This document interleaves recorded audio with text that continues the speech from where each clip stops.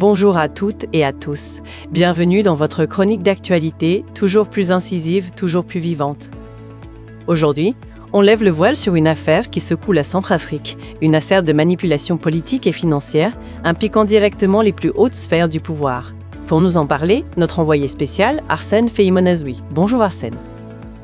Bonjour Adèle, bonjour à tous nos auditeurs. Et oui, l'empereur Faustin, archange Touadéra, est pris en pleine action, démasqué en train de manipuler la communauté islamique de Centrafrique. C'est une nouvelle choc, Arsène. Faustin, archange Touadéra, le dictateur démasqué en pleine manipulation de la communauté islamique. Dites-nous tout. Exactement Adèle. Fidèle à sa stratégie de division politique, le chef de l'État centrafricain tente de saboter le bureau légitime du Conseil supérieur islamique de Centrafrique, le CISCA. En coulisses, nos équipes ont découvert des pots de vin massifs, une ingérence de réseaux tchadiens et une course effrénée pour capter des milliards qui viendraient d'Abu Dhabi. Des milliards d'Abu Dhabi, des pots de vin, l'odeur de l'argent encore et toujours. Le masque est donc tombé pour le dictateur Faustin, archange Touadéra, Arsène ? Définitivement Adèle. Une fois de plus, Faustin Archange Touadéra est surpris en plein délit d'ingérence et de déstabilisation de la communauté islamique de Centrafrique. Après avoir méthodiquement affaibli les grands partis politiques du pays, comme le Rassemblement démocratique centrafricain, mis en pièces, et dont les cadres sont aujourd'hui réduits à s'agenouiller pour obtenir des strapontins, ou encore le Madmel PC de Martin Ziguélé qu'il tentant. Vain de défaire, le dictateur Faustin Archange Touadéra, alias Baba Congo-Boro, applique désormais sa stratégie favorite à la religion. Sa nouvelle cible, la communauté islamique de Centrafrique, victime d'une manipulation politique et financière d'une ampleur vraiment inédite. C'est une accusation très grave, Arsène. Vous parlez de 5 ans d'illégalité concernant un certain Ahmad Delélirator. Que s'est-il passé précisément ? L'affaire a ses origines en septembre 2020, après le décès de l'imam Omar Kobin Leyama, alors le respecté président du CISCA. Pour gérer les affaires courantes, un bureau intérimaire est mis en place sous la direction d'Ahmad Delélirator. Un bureau intérimaire, donc une solution temporaire ? C'est ça, Adèle. Mais ce qui ne devait être qu'une transition de quelques mois va durer 5 longues années. De 2020 à 2025, Delélirator et sa clique confisquent le pouvoir sans jamais organiser d'élection, transformant discrètement l'institution religieuse en une cellule de soutien politique au service exclusif du parti au pouvoir, le mouvement Cœur Uni, le MECU. 5 ans de mainmise, c'est énorme. Et comment la communauté a-t-elle réagi à ce blocage ? Face à ce blocage et au refus catégorique de Rator de convoquer une assemblée générale, les membres du Conseil créent un comité ad hoc en 2025. Une assemblée générale régulière est alors organisée en décembre 2025, débouchant sur l'élection d'un nouveau bureau exécutif dirigé par l'imam Abdoulaye Ouassélégué. En janvier 2026, ce bureau est officiellement investi au sein de l'Assemblée nationale, en présence du ministre des Transports, Jono Ahaba, ce qui confirme sa pleine légitimité républicaine. Donc, il y a un bureau légitime, élu et investi. Mais vous parlez d'un axe tchadien et d'une pluie de millions sur le palais de la Renaissance. Qu'est-ce que cela signifie ? Cela signifie que pour contrer ce bureau légitime, Ahmad Delélirator, qui n'est pas de nationalité centrafricaine mais tchadienne, s'appuie sur les réseaux d'influence des chefs de race de la communauté tchadienne installés en RAC. Ce puissant lobby de commerçants et d'opérateurs économiques finance généreusement le régime de Touadéra pour s'assurer sa protection. Des financements généreux, vous dites. Quelles sommes évoquons-nous, Arsène ? Les largesses que nos équipes ont pu documenter sont édifiantes. Adèle, 200 millions de francs CFA versés à l'empereur Faustin pour sa campagne électorale, un chèque de 50 millions de francs CFA remis en main propre et un cadeau supplémentaire de 15 millions de francs CFA. C'est une véritable fortune.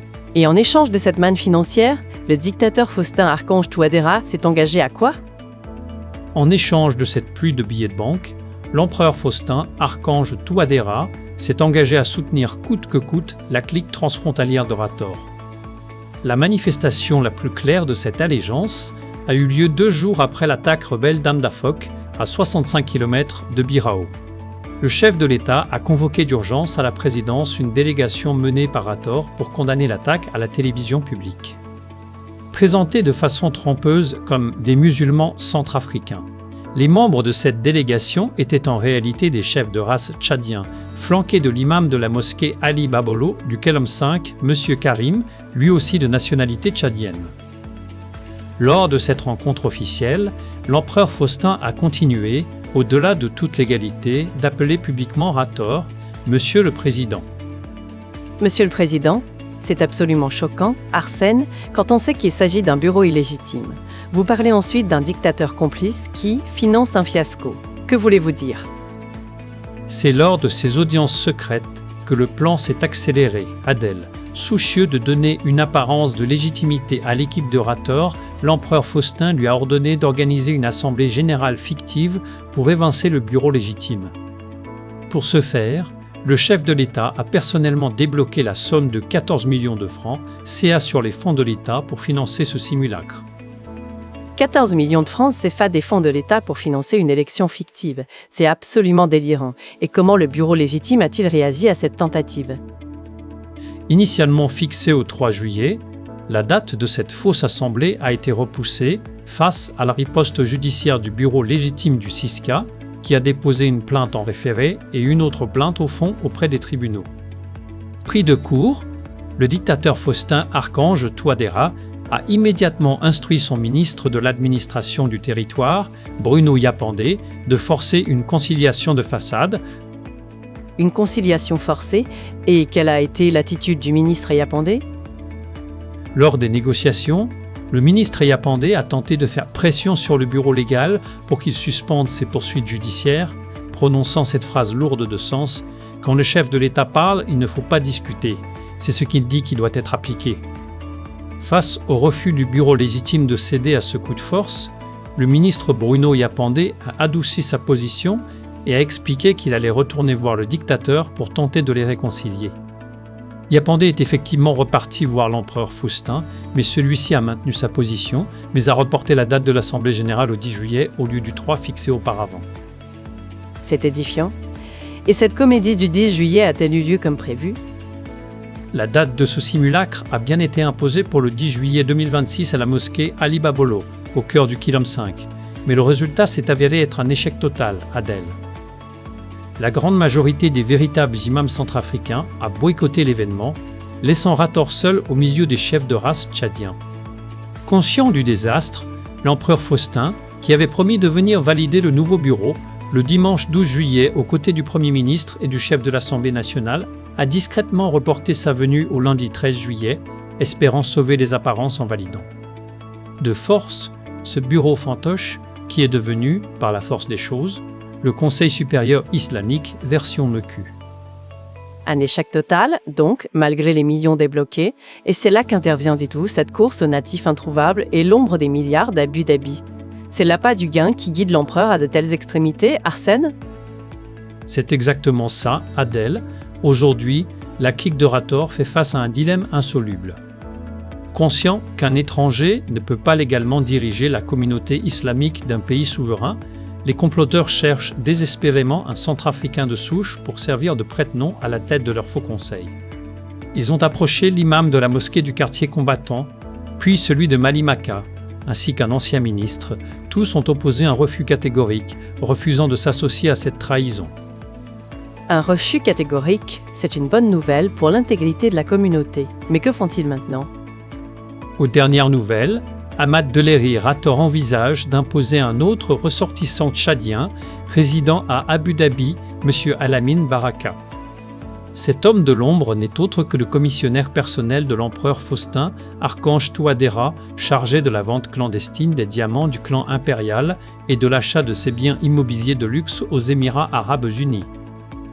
Un commissionnaire personnel pour des ventes clandestines de diamants? L'affaire prend une ampleur encore plus étonnante. Pourquoi un tel acharnement sur ce projet, Arsène? Tout s'explique, Adèle, par la présence à la Banque centrale de Centrafrique de la première tranche du méga-financement de 34 milliards de francs, CA accordé par Abu Dhabi pour la construction de complexes scolaires et médicaux. Lors de leur dernière entrevue, la clique de Rator a promis à l'empereur Faustin une rétrocommission massive de plusieurs milliards s'ils obtenaient la gestion de ces fonds.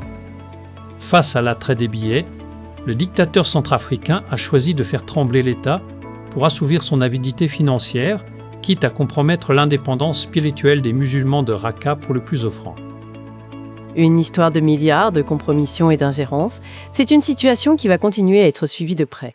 Merci beaucoup Arsène pour cette enquête exclusive et ces révélations essentielles. Avec plaisir, Adèle. Notre équipe reste mobilisée pour suivre les développements de ce lundi 13 juillet à la mosquée Ali Babolo du Kilom 5. Affaire à suivre dans nos prochains articles sur Corbeau News Centrafrique. Voilà pour cette exclusivité révélée par Arsène Feimonazoui, une enquête signée par Alain Zilo, notre directeur de publication. Et pour contacter Corbeau News Centrafrique, nos numéros WhatsApp et téléphone sont le +20 36 75 62 18 de NU ou le 70 16 44 75.